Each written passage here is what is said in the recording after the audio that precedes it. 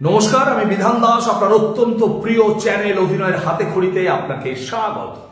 বন্ধু, এই চ্যানেলে আমি নিয়মিত আপনাদের সঙ্গে আলোচনা করি অভিনয় কি করে শিখবেন, কিভাবে সাধারণ অভিনেতা থেকে ভালো অভিনেতা হয়ে উঠবেন, অভিনয়ের চান্স কি করে পাবেন, আবার কখনো কখনো এও বলি কোথায় গেলে আপনি অভিনয়ের চান্স পাবেন, অর্থাৎ অডিশনের খবর।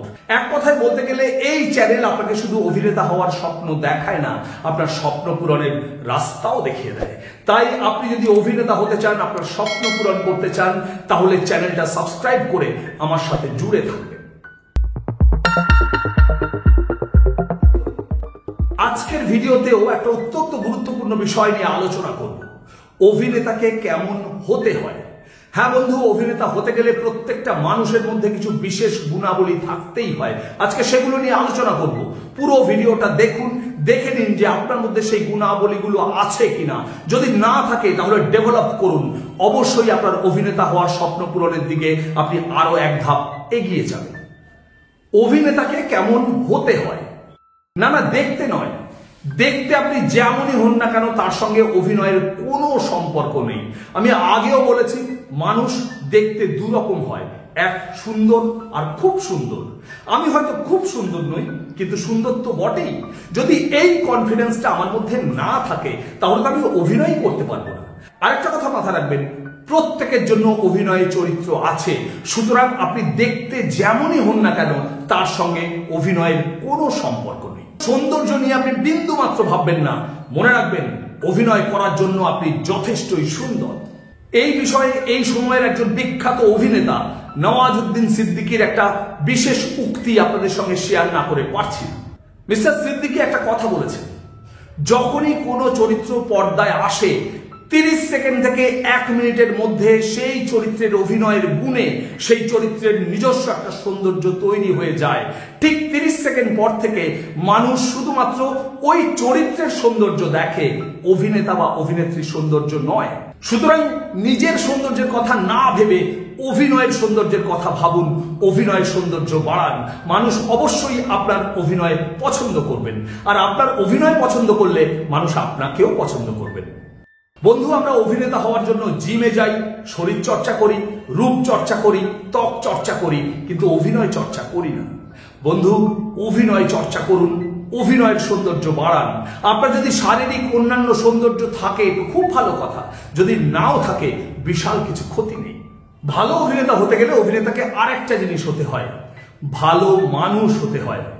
হ্যাঁ বন্ধু, ভালো অভিনেতাকে ভালো মানুষ অবশ্যই হতে হয়। বিখ্যাত অভিনেতা চার্লি চ্যাপলিন একটা কথা বলে গেছেন, if you want to be a good artist, first you try to be a good human being. ভালো শিল্পী হতে চাইলে প্রথমে ভালো মানুষ হয়ে ওঠার চেষ্টা করুন। ভালো মানুষ তো আপনাকে হতেই হবে, আর ভালো মানুষ হতে গেলে সবার প্রথম আপনাকে বাদ দিতে হবে ইগো। হ্যাঁ বন্ধু, আমার আমিত্ব আপনাকে বাদ দিতে হবে।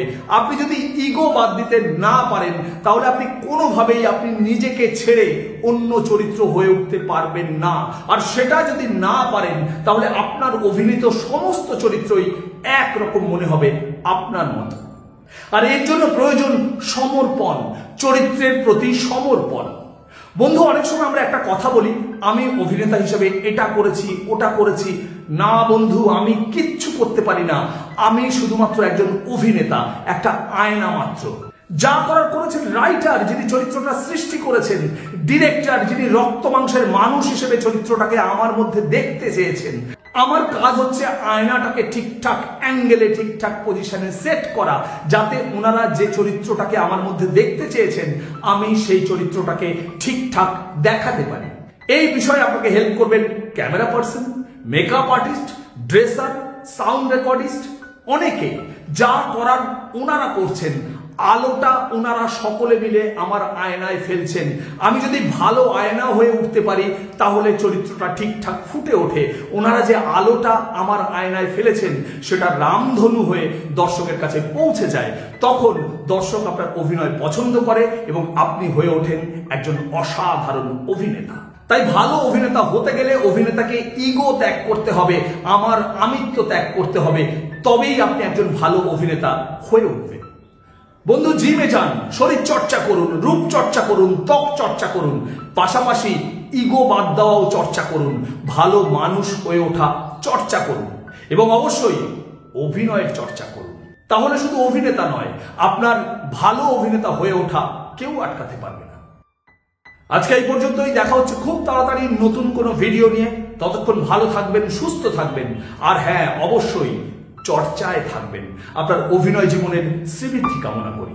নমস্কার।